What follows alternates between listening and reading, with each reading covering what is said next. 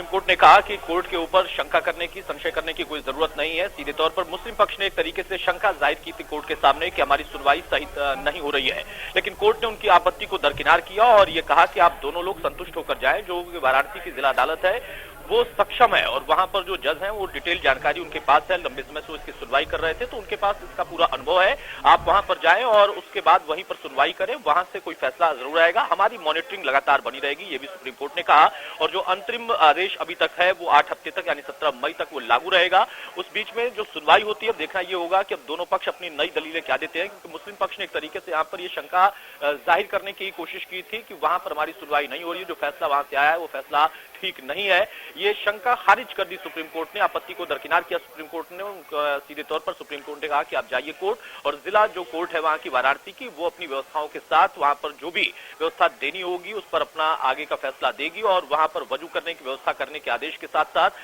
जो फव्वारा या शिवलिंग जिसको लेकर अब दोनों ही पक्ष अपना अपना दावा कर रहे हैं उसके लिए भी कोर्ट ने कहा कि उसकी सुरक्षा पुख्ता रहे, लेकिन सुनवाई वाराणसी की कोर्ट में ही होगी।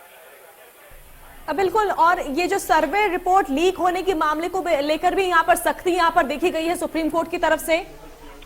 बिल्कुल सही कहा आपने, क्योंकि जो सर्वे था उसे बड़ा गोपनीय रखा जाना था, लेकिन वहां पर एक कमिश्नर के तरफ से ये गोपनीयता को भंग की गई तो उस पर एक्शन भी हुआ। लेकिन जब ये पक्ष यहाँ पर उठाया गया तो सुप्रीम कोर्ट ने कहा कि नहीं, आगे के लिए इसलिए हम ताकीद करें कि इस तरीके का कोई सर्वे होता है या फिर कोर्ट का कोई मामला है तो उसमें आप जरूर अपनी तरफ से गोपनीयता को रखें, क्योंकि ये कोर्ट के प्रोसीजर है, कोर्ट की कार्यवाही। और जब दोनों ही पक्षों को आदेश दिया गया था तो कोई इसमें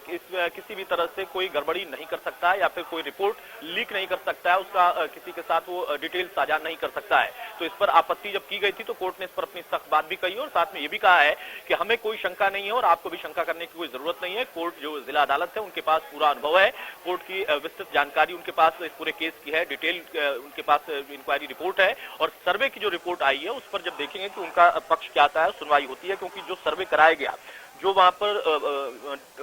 वीडियोग्राफी कराई गई है, उसके साथ साथ जो वहां पर और भी चीजें जिनके आकृतियों के बारे में या फिर कुछ और सिंबल्स के बारे में जानकारी मिली है, उन सब पर अब सुप्रीम कोर्ट ने कहा कि आप जिला अदालत के पास ही जाइए, जिला अदालत के पास ज्यादा जानकारी है और वहां पर सर्वे की जो रिपोर्ट है उसके आधार पर, उन साक्ष्यों के, उन तथ्यों के आधार पर वो वहां से फैसला देंगे। हमारी मॉनिटरिंग ऊपर से बनी रहेगी, ये बात भी कही है सुप्रीम कोर्ट ने। मध्य प्रदेश, छत्तीसगढ़ की हर खबर सीधे आपके मोबाइल फोन पर। अभी सब्सक्राइब करें हमारा चैनल और पाएं पल पल की खबर।